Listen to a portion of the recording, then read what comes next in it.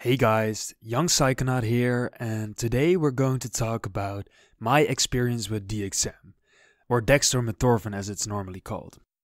So, a little bit of background information. DXM or Dextromethorphan is a dissociative of the morphin class, so it has some similarities, I guess, to other morphins, but yeah, it doesn't bind very strongly on like the opioid receptors. It does a little bit, but it also binds very strongly on the NMDA receptor, which is more associated with dissociative states like with ketamine or PCP. And it's like an over-the-counter product you can buy. It's in a lot of cough syrups. Robotripping is one of the most well-known ones. You also have like a Dayquil or something like that, but yeah, we'll get to that. So you hear a lot about DXM because it's over the counter, so it's available basically everywhere. And that's also why a lot of teenagers use it to get a cheap high. So I think there's a lot of negative stigma around it because it's like, yeah, teens get high and, you know, it's just a cheap high. But actually DXM is a pretty interesting molecule and a pretty interesting experience if you just take it for what it is and don't really attach too much stigma around it. So yeah, I don't know why most people dislike it. I hear that a lot of people feel like they don't have a nice body load or they get too much nausea. I don't really have this personally, so that's really nice. My body load on DXM is really chill, and I don't really experience nausea. So yeah, maybe I also haven't done too high doses, so maybe these things are more prevalent on very high doses.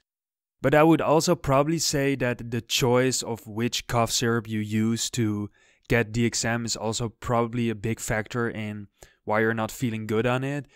Especially when there are other ingredients that fuck with you in the cough syrup. So yeah, I would say probably just research really well which DXM cough syrup you're going to take. And make sure there are no other constituents that will interfere with your body, but I will get back to that. So this is actually really fun because DXM was actually my first drug ever besides weed or alcohol. So I mean, yeah, weed or alcohol, I tried that when I was about 15 and a half, 16 maybe. And then when I was 17, we went on vacation to the United States and Canada. And while we were in Vancouver, I tried DXM for the first time. Also because you can just get it over the counter anywhere in the States and Canada. So yeah, it was really chill. In the Airbnb, I just took it. I didn't take too much. Just a little bit to see how it was, but it was really cool. It was like almost, yeah, like a little bit of a wonky weed type of vibe. Music appreciation was better. Yeah, I watched some good Netflix shows, so it was really chill. So that was my first actually kind of experience with something else than weed or alcohol. So that was pretty cool. So now on to how I feel on DXM. I mean, DXM is really chill for me. It's just like almost like codeine, but less sedating. It's like weed, codeine, and a little bit of ketamine at the same time. It's like you're a little wonky. There's some disassociation, but not like to the extent of ketamine. So you feel like reality is a little bit further away, but it's not like you're being sucked out of it. And I always feel a little bit more sluggish on it, but in a good way. Like you can still get up and do everything you want, but you just don't want to. You can just sit and chill. There's also some mild visuals, like some tracers, light enhancements, color enhancements, but they're more like intense than on 2-FDCK and also more intense than on Molly for me personally. And the one thing about DXM which I personally like the most, and that's also why I choose to do it sometimes, is the music appreciation. Like the music appreciation is just so enormous on DXM for me. Like I can just listen to music for hours on end on DXM and just be totally content doing that.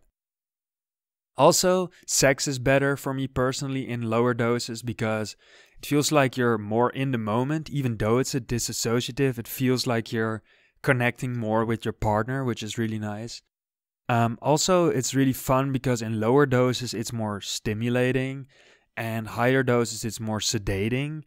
So you can really like play these two off each other depending on what your situation is.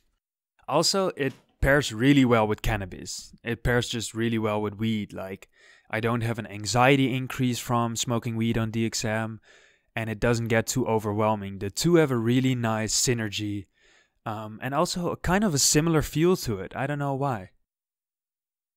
So now I'm going to talk about harm reduction. This is very important because it's over the counter, so you can get it very easily, which also means you can overdose really easily. You can also do other dangerous things with it potentially. So the first tip I have for you is never ever take DXM cough syrup or anything when there's acetaminophen in it, which is called paracetamol in the Netherlands or in Europe. But acetaminophen is a nice pain reducer when taken in low doses. But if you drink a whole bottle of cough syrup and there's acetaminophen in it, it can actually cause liver damage really quickly. It can cause death really quickly, and the problem with it is you don't feel anything until it's too late. So really look on the bottle. If there's no acetaminophen in it, make sure there's no acetaminophen in it. So, and also don't take the slow release tablets or whatever, or if you do, just break them, because if you take a whole bunch of those and it's slow release, it can really like hit you so unexpectedly and really hard, which is not a good idea. Also, don't combine it with anything that's serotogeneric like MDMA, Molly, SSRIs, anything like that, because it is a serotonin drug. So you can get serotonin syndrome when you take this in combination with other serotogeneric drugs. It should be okay to combine with classical psychedelics, but it can give unintended consequences, so you should be very careful. It should be physically safe though if you don't take too much of either. So a small dose of shrooms and some DXM would be fine in my opinion. But yeah, really try to not overdo it. And also, don't do DXM too often. It does have a high abuse potential because it's over the counter. So you can get it anywhere. It's not very expensive. So yeah, it has a high potential because you can just get it. Like cigarettes or alcohol, nobody's gonna stop you from doing this. So yeah, be warned. Like it's fun, but don't do it too often.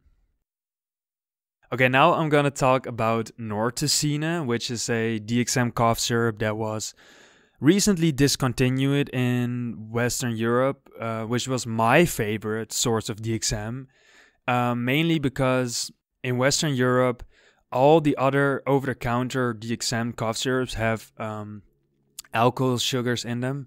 So that's like a sugar replacement, but these alcohol sugars are like not good for your intestines, or at least like they give you stomach upset if you drink like large amounts of them. So Nortocine was like the only one that didn't have anything else than just DXM in it. And it was like highly dosed. So that was really great, but they discontinued it because I think they realized that people were getting high from it. So yeah, fuck that. But all the other ones that you can buy over the counter right now, especially in the Netherlands, are all with like sorbitol or maltitol, which gives you diarrhea at high doses. So for people that are in the Netherlands or in Western Europe, really try to get one without like sorbitol or maltitol or something like that.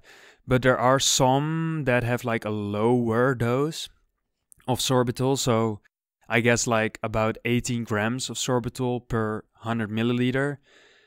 And like 30 grams of sorbitol a day would give you stomach upset. So I guess you could do like 100 milliliter, 200 milliliters and get like a little stomach upset. But in the end, if you're just at home, I guess it's worth it, right? Because then you'll just be having diarrhea for half an hour and have a trip for the rest of like the 6 to 10 hours that it takes. So yeah, I would say just deal with the diarrhea or just do lower doses or space the doses apart. Eat something with it so the sorbitol doesn't hit your intestines all at once. So that's my main tip for if you want to do this.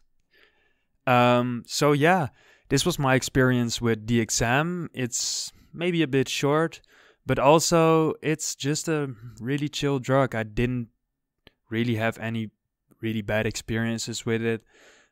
Just make sure you don't abuse it. Make sure you just do it in an environment where you can just chill, hang back, listen to some music, and I think it will be all fine. So thank you guys for watching again. I hope you learned something. I hope you have more tools to have a nice experience with substances, and yeah, I'll see you in the next one.